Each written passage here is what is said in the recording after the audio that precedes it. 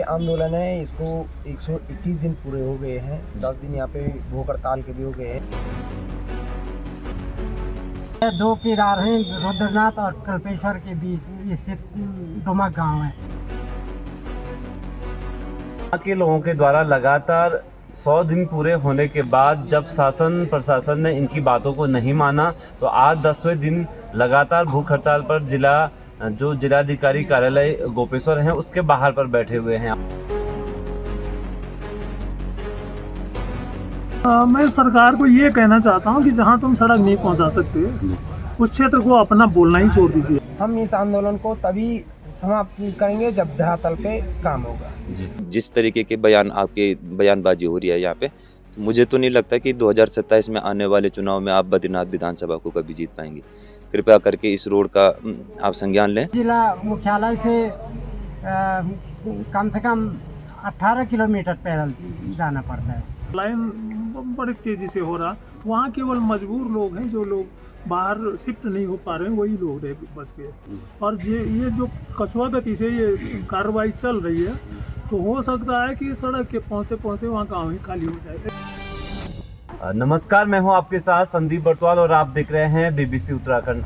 इस समय जिला मुख्यालय गोपेश्वर में हम मौजूद हैं और ये कलेक्टर के सामने की तस्वीरें हैं जहां पर पिछले 10 दिनों से ग्रामीण एकमात्र सड़क को लेकर, जो कि प्रत्येक व्यक्ति के जीवन की एक महत्वपूर्ण भूमिका एक सड़क रखती है, जहां पर विभिन्न प्रकार की असुविधाएं भी होंगी, लेकिन तब भी सड़क की आवश्यकता बेहद जरूरी है। पहाड़ी क्षेत्रों में विकास संघर्ष समिति जो डुमुक है, विकासखंड जोशीमठ, वहां के लोगों के द्वारा लगातार 100 दिन पूरे होने के बाद जब शासन प्रशासन ने इनकी बातों को नहीं माना तो आज 10वें दिन लगातार भूख हड़ताल पर जिलाधिकारी कार्यालय गोपेश्वर है उसके बाहर पर बैठे हुए हैं। और हमारे साथ इस समय इस जो संघर्ष समिति है इसके अध्यक्ष राजन जी है। भाई साहब, बहुत स्वागत है आपका बीबीसी उत्तराखंड। आपका भी बहुत बहुत स्वागत जी। और सर, क्या कहेंगे, इतनी क्या मजबूरी आ पड़ी सड़क को लेकर कि आप लोग सीधे इतने दूर से यहाँ आ पहुँचे? 10 दिन भूख हड़ताल पर हो चुके हैं।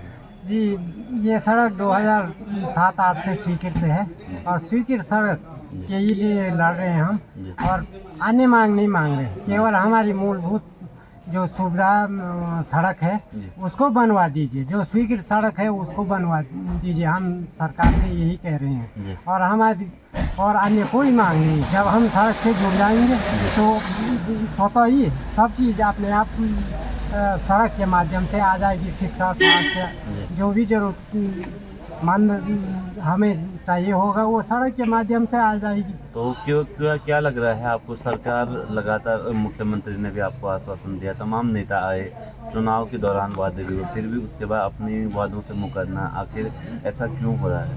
खाली कोरे आश्वासन और कागज पकड़ाने से कोई धरातल में कोई काम नहीं होता है। और हमारा यही कहना है कि आप धरातल पे काम करा दीजिए। और हम ग्रामीण लोग कागज और कोई चीज़ को हम जानते नहीं हैं, तो आप धरातल पे काम कर दीजिए और वही हमारी मांग है। तो कितने किलोमीटर दूर से आपको डुमुक जाना पड़ता है? हमें यहाँ जिला मुख्यालय से कम से कम 18 किलोमीटर पैदल जाना पड़ता है। और जो कि ये पंच केदार के बीच में है, 2 किरार हैं, रुद्रनाथ और कल्पेश्वर के बीच स्थित डुमक गांव है, जो कि डुमक गांव एक अपने मान्यता के आधार पूरे द्योखार पट्टी से लेकर सभी लोग वहाँ भगवान वजीर जी के पूजा आराधना करने के लिए सभी लोगों का वहाँ पे मिलने का केंद्र है।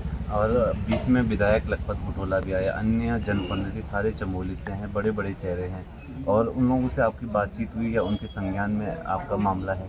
जी, वो बुटोला जी भी आए थे हमारे धरना स्थल पर यहाँ पे, और उन्होंने भी कहा कि भाई मैं करूँगा, और बाकी तो कोई ठोस आश्वासन नहीं मिला हमें। जी, तो सुना आपने, जो नेता है उनसे ठोस आश्वासन मिला नहीं।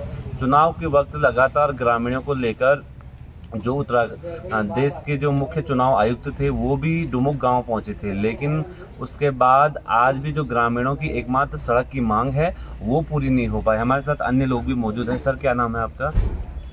सर, मेरा नाम है अंकित भंडारी, मैं ग्राम डुमुक से सामाजिक कार्यकर्ता। मैं BBC उत्तराखंड का बहुत बहुत धन्यवाद करता हूं जो आप लोग हमारे बीच इस आंदोलन में पहुंचे। और जो हमारा ये आंदोलन है इसको 121 दिन पूरे हो गए हैं, 10 दिन यहाँ पे भूख हड़ताल के भी हो गए हैं। लेकिन शासन प्रशासन द्वारा झूठे आश्वासन, झूठे वादे, कोरे कागज़ों का जो झूठा रवैया है, इनसे विभाग का, शासन प्रशासन के झूठे वादों से हम त्रस्त आकर के हमें मजबूरन हो करके यहाँ जिला कलेक्ट्रेट में बैठना पड़ा। और एक और भारत सरकार विकसित भारत का संकल्प ले रही है, बड़े बड़े वादे कर रहे हैं। और दूसरी ओर जोशीमठ ब्लॉक का जो सुदूरवर्ती गांव डुमक है उसे रोड जैसी एक मूलभूत सुविधाओं के लिए लड़ना पड़ रहा है। और लड़ भी वो रहे हैं जो युवा आज रोजगार के लिए भटकना था, जिन्होंने वो आज संघर्षों के बीच अपनी जान की कुर्बानी देने के लिए तैयार है। तो ऐसी सरकार है, ऐसे डबल इंजन की सरकार बोलते हैं, कई बोलते हैं धामी मोदी सरकार, कोई बोलता है धाकड़ धामी। तो क्या करें, धाकड़ धामी ने तो 3 बार के वादे झूठे निकल गए। धाकड़ धामी 3 बार फल स्वयं में ही मिला, बोला तुम्हारा काम, तुम्हारी सड़क मेरे संज्ञान में। तो कैसी सरकार है ये समझ में नहीं आ रहा है। लेकिन जब तक हमारी मूलभूत सुविधा सड़क जैसी पूरी नहीं की जाती है तब तक हम बैठे हैं। और हम इस आंदोलन को तभी समाप्त करेंगे जब धरातल पे काम होगा। जी, तो बीच में लगातार पुलिस के साथ भी आपकी यहाँ पर काफ़ी कहा सुना हो रही थी, क्या कुछ चल रहा था? क्या इस आंदोलन को प्रशासन के द्वारा कुछ हेर फेर करने की कोशिश भी की जा रही है? अब वो तो प्रशासन ही जानता होगा, क्योंकि हमारे जो लोग व्यक्ति यहाँ पे भूख हड़ताल पे 3 व्यक्ति बैठे थे, तो उनको उठाने के लिए प्रशासन ने पूरी फोर्स भेजी। इतनी शर्मिंदगी वाली बात है कि 2 आदमी को उठाने के लिए इन्होंने 25-30 पुलिस फोर्स भेजी। तो या तो ये इनकी कोई मिली भगत होगी या तो इस आंदोलन को तोड़ने की कोई चाल थी होगी। लेकिन उनका वो संकल्प पूरा नहीं हुआ और होने भी नहीं देंगे हम। तो क्या कहेंगे आप सरकार को और उन नेताओं को जो लगातार वोट के समय पर गांव पहुंचते हैं, लेकिन आज जब ग्रामीणों को सड़क की ज़रूरत है, जब संघर्ष की ज़रूरत है, तब साथ में नहीं आते? आप वोट की तो क्या बोलें, वोट में तो सब बड़े बड़े वादे करते हैं, बड़ी बड़ी बातें करते हैं। हमने जब ये लोकसभा का चुनाव हुआ हमने उसमें पूरे गांव वालों ने मिलकर के बहिष्कार का वो किया, संकल्प लिया था। लेकिन ऐसे महानुभाव भी उत्तराखंड सरकार में बैठे हैं कि सचिवालय से एक पर्सनल आदमी को फ़ोन किया जा रहा है। जब वोट चाहिए थी तो उस रात को उन्होंने वहाँ से भी फ़ोन किया कि यार वोट दो, ये करो वो करो, हम तुम्हारी सड़क बनाएंगे। तो ऐसे भी महानुभाव हैं। बात भी आज कुछ नहीं, 0% जैसे थे वैसे ही हैं। और इन विभाग ने तो 2017 में इस सड़क को कागज़ों में दिखा रखी है, और शायद फाइलों के अंदर पूरी गाड़ियां चल रही है इस सड़क, पर वो फाइल तक ही सीमित है। तो सुना आपने, आज भी विकासखंड जोशीमठ का डुमुक गांव, जहां 14-15 किलोमीटर पैदल आदमी को जाना पड़ता है। आप सोच सकते हैं 2024 का ये समय है, और ये समय लगातार जब भारत में चंद्रमा पे जाने की बात होती है, मंगल ग्रह पर जाने की बात होती है, और आज पहाड़ों में सड़क का न होना एक दुर्भाग्यपूर्ण है।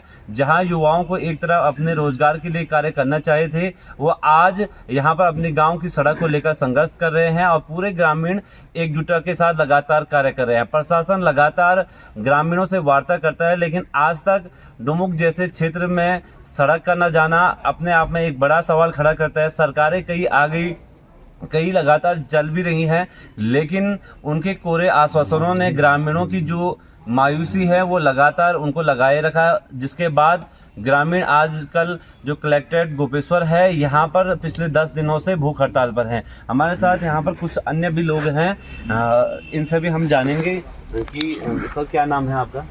मेरा नाम मनोज सिंह सरवाल। जी, मनोज जी, आप लोग भूख हड़ताल पे बैठे हैं, कैसा सबसे पहले आप लोगों का स्वास्थ्य कैसा है? देखिए, हम लोग तो बैठे वैसे दिक्कत तो हो ही रही, काफ़ी कड़ाके की ठंड है, पाला पड़ रहा है और इतने दिन 4-5 दिन हमें हो चुके हैं, 9-10 दिन हो चुके हैं, अभी भी बैठे हैं। देखो, हम लोग तब तक बैठे रहेंगे जब तक हमारी मांग पूरी नहीं होती है, तब तक हम लोग बैठे हैं। प्रशासन से कुछ बातचीत कुछ आप लोगों के साथ?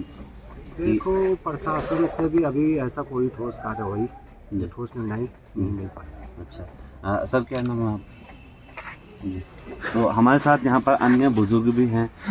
आपका क्या नाम है? मेरा नाम प्रेम सिंह सनवाल है। जी, सनवाल जी, इतने कड़ाके की ठंड में आप लोग यहाँ पर बैठे हुए हैं और क्या कहेंगे सरकार को कि इस प्रकार की जो ग्रामीणों के साथ जातियाँ हो रही हैं, आखिर क्यों, जब एक सड़क को लेकर सिर्फ संघर्ष कर रहे हैं? मैं सरकार को ये कहना चाहता हूँ कि जहाँ तुम सड़क नहीं पहुँचा सकते उस क्षेत्र को अपना बोलना ही छोड़ दीजिए आप, क्योंकि हम लोग न केवल देश के नागरिक हैं बल्कि हम देश के प्रहरी भी हैं, सीमावर्ती क्षेत्र में रहते हैं और सड़क और मूलभूत सुविधा यदि सरकार नहीं पहुंचाएगी तो वहाँ रहेगा कौन? धीरे धीरे पलायन बड़ी तेजी से हो रहा। वहाँ केवल मजबूर लोग हैं, जो लोग बाहर शिफ्ट नहीं हो पा रहे हैं वही लोग रह बच गए। और ये जो कछुआ गति से ये कार्रवाई चल रही है तो हो सकता है कि सड़क के पहुँचते पहुँचते वहाँ गाँव ही खाली हो जाए, ऐसी नौबत है। तो सरकार को शर्म आनी चाहिए और मैं किसी एक सरकार को दोषी नहीं ठहराता हूँ।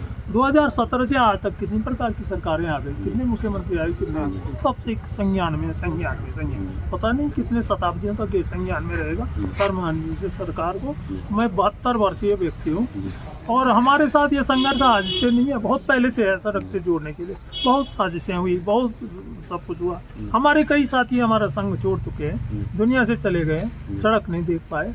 और मैं भी यही बोल रहा हूँ कि कम से कम यदि सरकार को शर्म है तो कम से कम हमारे जीते जी वो सड़क को पहुँचा दो, अन्यथा जो है हमारी हाई लगेगी और सरकार का सत्यानाश हो। सर, जैसे आप लोग यहाँ से जाते हैं ग्रामीण के, किस प्रकार से सामान ऊपर पहुँचाते हैं या कोई तमाम प्रकार से हमने देखा कि महिलाएं या कोई भी बुजुर्ग बीमार हो जाते हैं, कैसी कठिनाइयाँ आती हैं? अरे मानवाधिकार जैसे शब्द जो है हमारे लिए मुँह चिढ़ाने की भी बातें हैं। आप बताइए कि कोई दुर्घटनाग्रस्त है, बीमार है, गंभीर है, हम बुजुर्ग लोग हैं, वहाँ दवाइयाँ नहीं पहुँच पाती समय से, किसी का राशन खत्म हो जाता है, किसी का कुछ खत्म हो जाता है, कुछ खत्म हो जाता है। यदि कोई बीमार पड़ गया तो सारा गांव इकट्ठा करना पड़ता है और तब सारे गांव वाले जो है डंडी कंडी के सारे यहाँ हॉस्पिटल लाते हैं। कई एक रास्ते में दम तोड़ जाते हैं। खाद्यान्न जो है यहाँ से पहुँचाना है, ये 1000-1200 रुपये खच्चर का है। और ज़रूरी नहीं है आपने यहाँ से 1 क्विंटल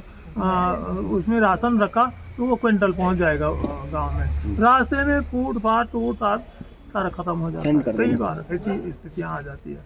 तो हमारे यहाँ बहुत अच्छी नकदी फसल होती है, चौलाई होता है, राजमा होती है, आलू होता है, गोभी बहुत अच्छी होती है। और हम गोभी जो बंद गोभी है गाय को दे देते हैं खाने के लिए। आलू जो है खेतों में सड़ रहा है। चौलाई बिचौलियों के जेब भरता है, राजमा बिचौलियों का जेब भरता है। हम लोग वैसे भी मजबूर हैं।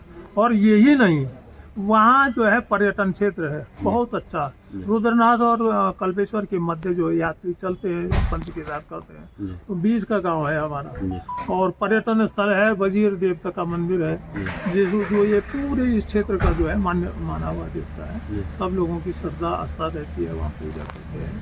और वहीं से नंदी कुंड जात होती है, जो उस जात का भी रास्ता है हमारे गाँव से, और हमारे गांव का ही मुख्य उस जात में रोल रहता है।